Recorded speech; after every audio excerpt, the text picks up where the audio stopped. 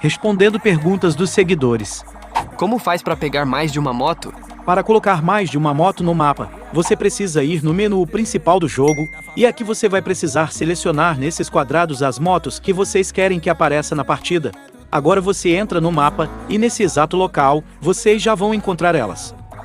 Como conseguir bastante dinheiro no jogo? Para farmar bastante dinheiro no jogo, você vai precisar de uma moto bem rápida. E aqui na lanchonete você clica nesse quadrado para duplicar a sua recompensa. E agora suas entregas vão render o dobro de dinheiro. Como faz para sair fogo do escapamento? Para sair fogo do escapamento, você vai precisar vir na oficina. E aqui você vai entrar nas modificações e clicar em escapamento. Agora você compra a central Athlon e regula do seu jeito. Essa é a minha configuração para quem quiser saber. Deixa a sua dúvida abaixo nos comentários e não esquece de curtir esse vídeo. Tamo junto, rapaziada!